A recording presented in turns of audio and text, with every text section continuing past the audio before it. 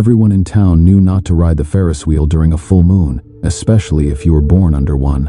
That's not the kind of superstition that fades with time. It's the kind written into the corners of mirrors, whispered through cracked teeth by grandmothers, and stapled to telephone poles in hand-scrawled warnings.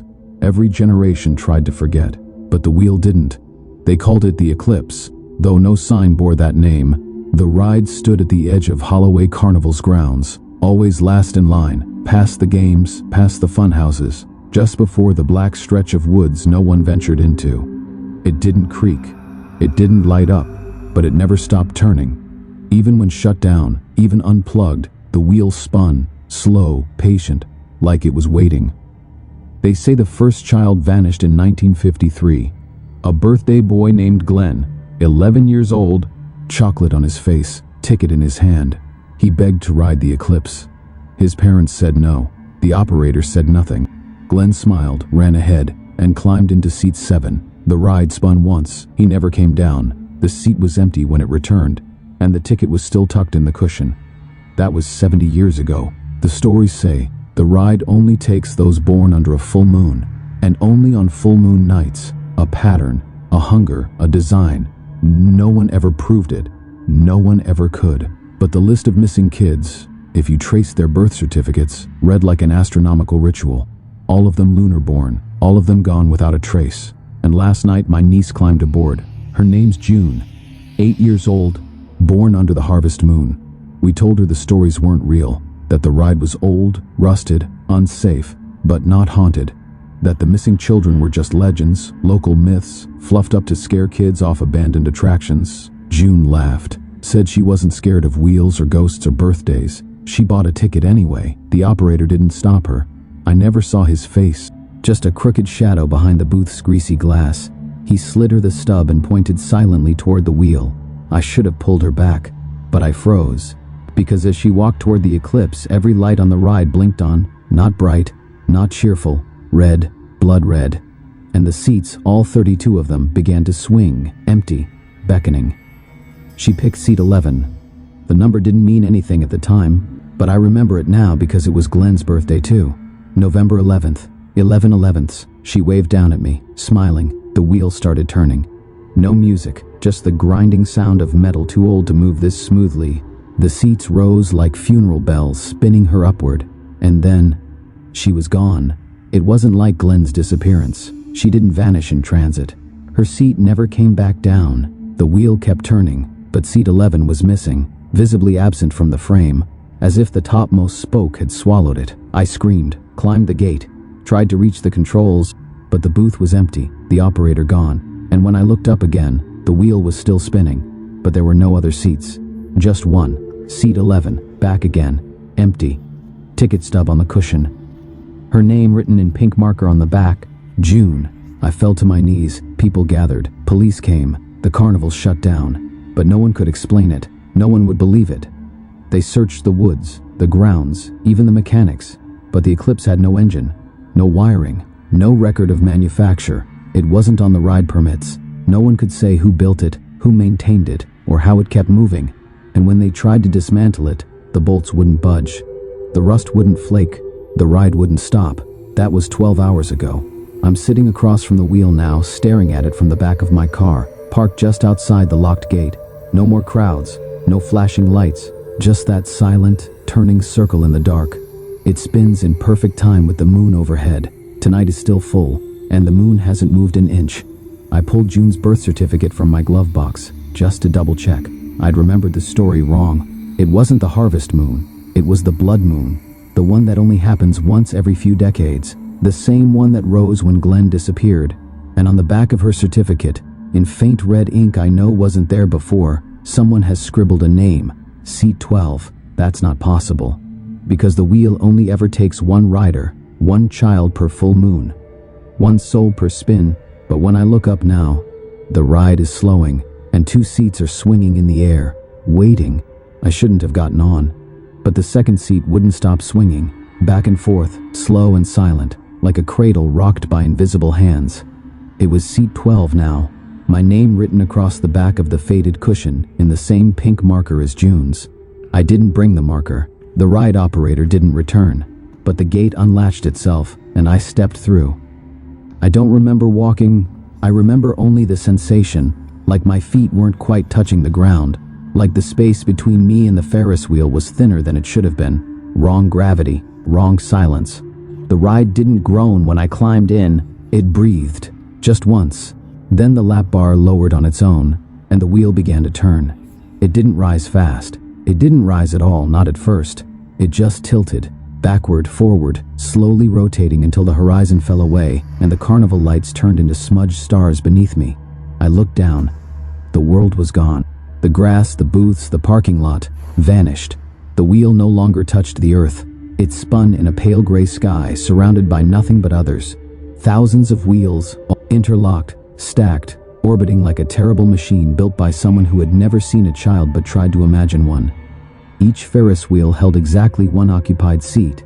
Some were empty, most were not. And from up here, I could hear them. Children, crying softly, singing to themselves. Whispers of lullabies half remembered. One voice shouted my name, faint, distant, small. Uncle Danny. June. The wheel crested its peak. Seat 12 stopped. I wasn't at the top. There was no top, just beyond. The air shimmered like heat on pavement. The seat rocked once, then tilted forward, mechanical restraints vanishing. I grabbed the bar, but there was no bar, no frame, no edge.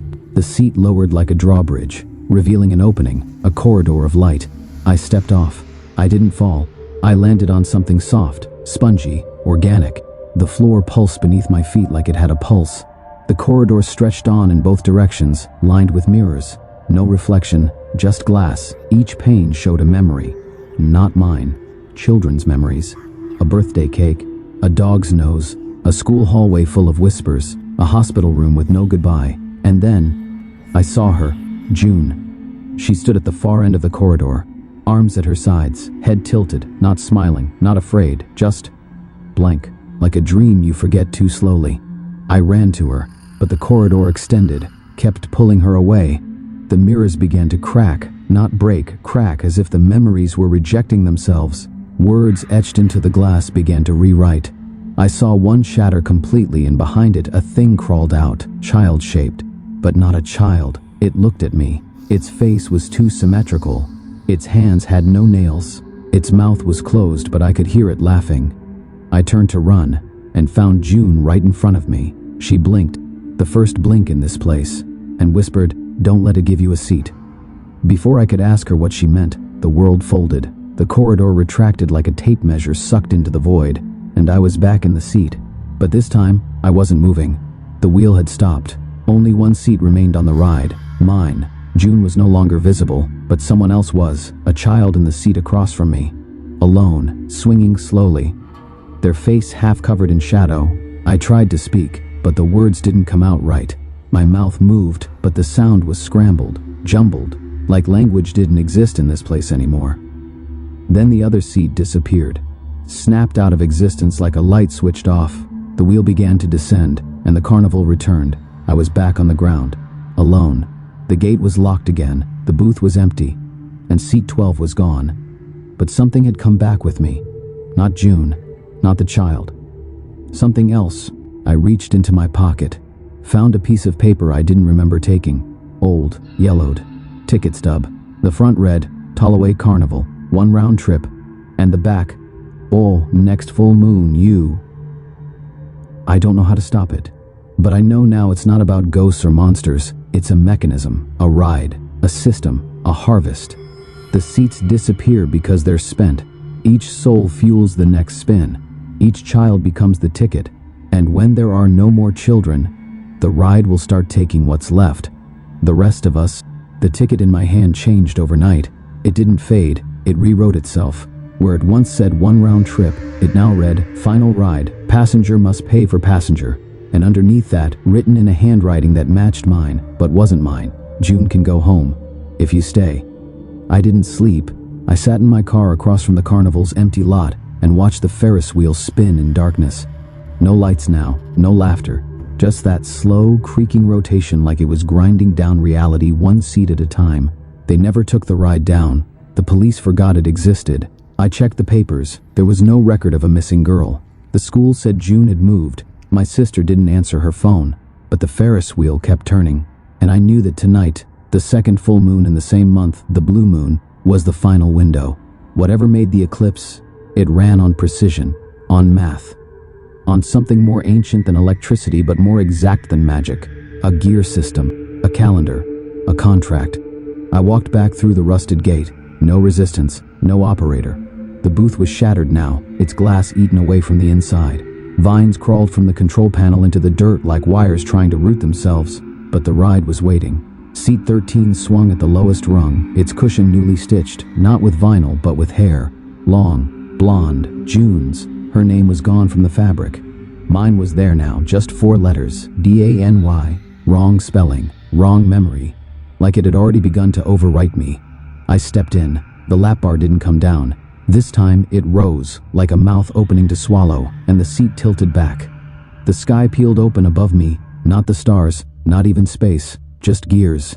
Hundreds of interlocking Ferris wheels turning inside one another, orbiting around a black throbbing moon that did not reflect light. At the heart of it all, where the spokes met, a core. Not mechanical, not flesh, just teeth. Layer after layer of ridged enamel spinning like clockwork, grinding up laughter and screams into fuel. I wasn't riding a wheel anymore. I was inside the engine of something that feeds. The seat climbed higher, slower this time. Time stretched. A voice whispered from the wind, not with words, but with terms she was taken on a laugh. Return her on a name. You must unwrite her place. I didn't understand, until the seat stopped midair, and June was there. Not in the next cart, not in space, just sitting across from me, suspended in the air like she never left. Her eyes were dull, not sad, not scared, just unoccupied.